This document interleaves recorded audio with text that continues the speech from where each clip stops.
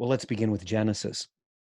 Let's screen share, and we will take a look at what I think is just beautiful. And the Lord God formed man of the dust of the ground and breathed into his nostrils the breath of life, and man became a living soul.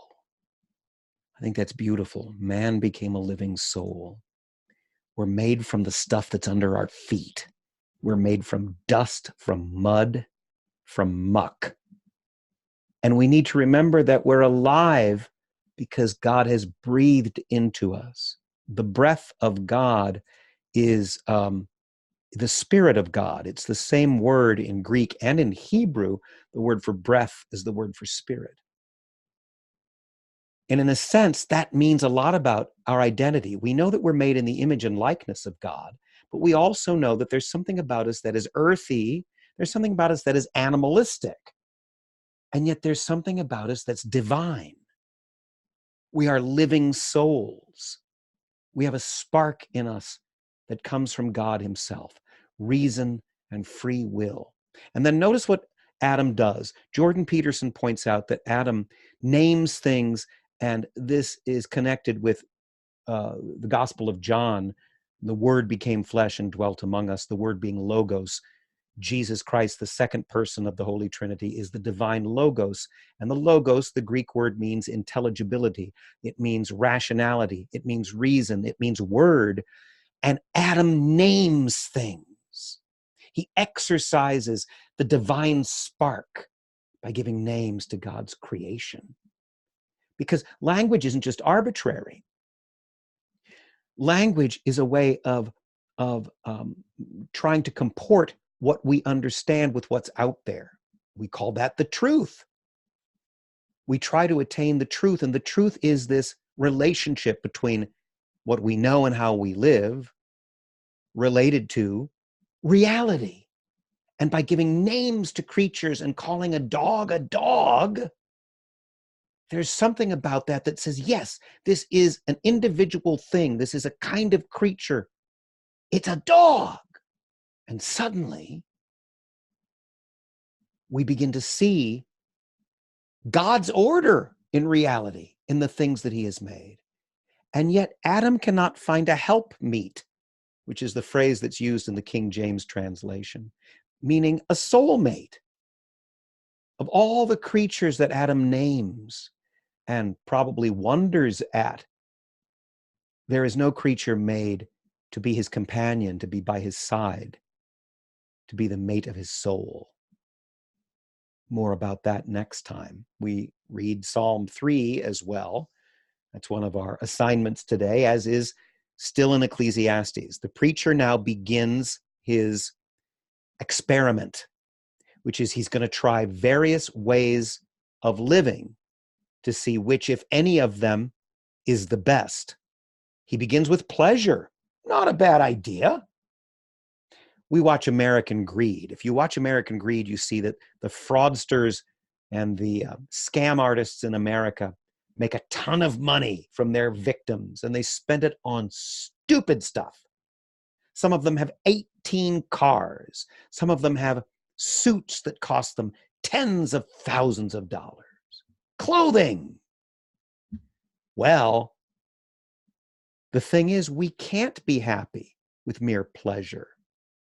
The preacher tries his hand at wine, among other things, and he finds it's a chasing after wind. Nothing under the sun really makes him happy. Now, that's true for all of us, but also it requires a certain deep cynicism, not even to enjoy something like wine. Well, I mean, you're just kids, my students, but say sunshine, or say a good meal, a walk in the woods.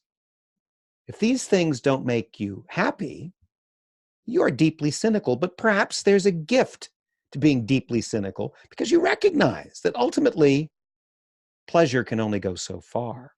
But I do want to screen share and talk about Romans. In fact, I'm going to spend a little bit of time on this because it's easy to get this wrong. St. Paul makes some excellent points here. The wrath of God is being revealed from heaven against all the godlessness and wickedness of men who suppress the truth by their wickedness, since what may be known about God is plain to them, because God has made it plain to them. For since the creation of the world, God's invisible qualities, his eternal power and divine nature, have been clearly seen, being understood from what has been made, so that men are without excuse. One of the things that Orestes Brownson says is, when you try to convince someone of something, it's not tricky words or clever arguments. What you're doing is trying to take away the obstacles between them and what should be before their eyes.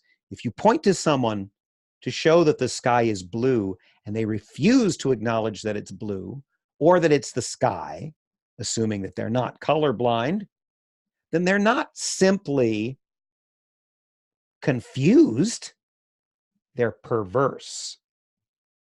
This is what Paul is talking about. He's not talking about people who are trying to find the truth and who are struggling. We all do that. Even if you believe that we've received the fullness of revelation, we still every day seek to know God and serve him better. And so we're all seekers and we're all confused in various ways. We don't always know the right thing to do at the right time. But Paul is talking about people who see evidence of God's existence and deny it when it's right before their eyes. I had an argument with a teenage atheist once, and he claimed that even our appreciation of beauty is merely subjective and merely evolutionary. And it has to do with various chemicals that are inside our bodies. And that doesn't have anything to do with reality. And if you can deny that truth, beauty, and goodness actually exist and that we are made to appreciate them, that's not just being confused. That's being stupid, deliberately perverse, deliberately digging your heels in against the obvious truth that's right there. Not only is it out there, it's also in here, in our breasts.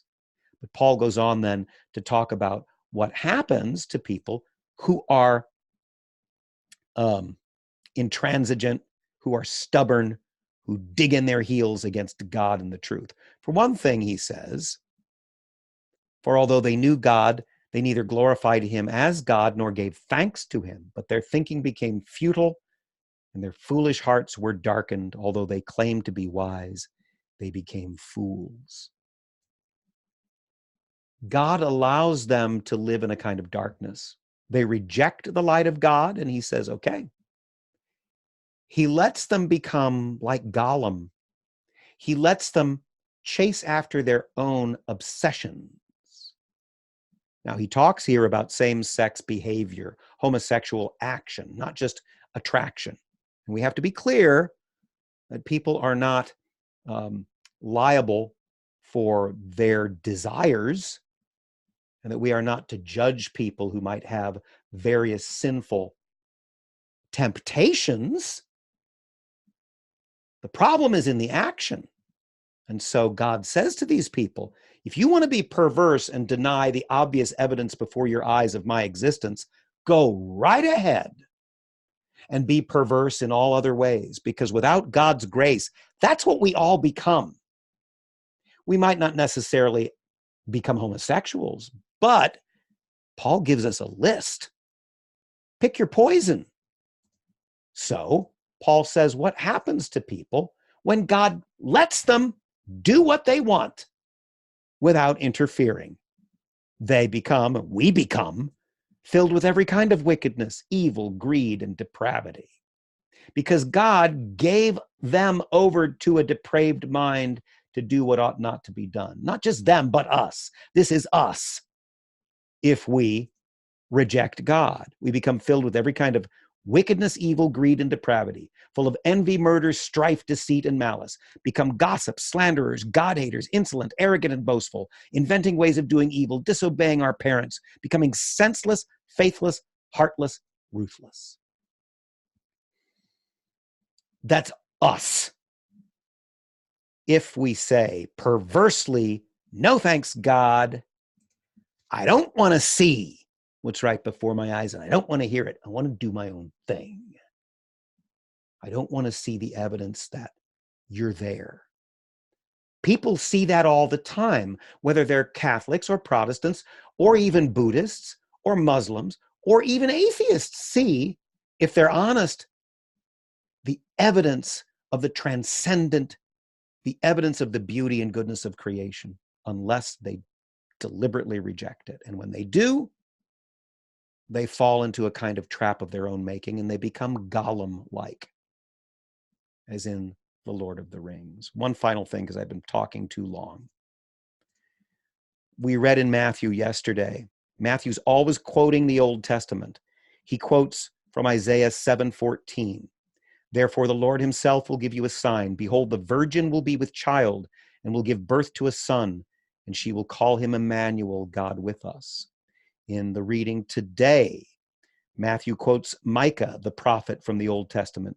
But you, Bethlehem, Ephrathah, who are small among the clans of Judah, out of you will come forth for me one to be ruler over Israel, whose origins are of old, from the days of eternity. So I want to at least point that out to you. And that is that if you don't know the Old Testament, you cannot know Christ, at least not fully and not in context. Okay, that's enough. A lot of interesting stuff. More tomorrow.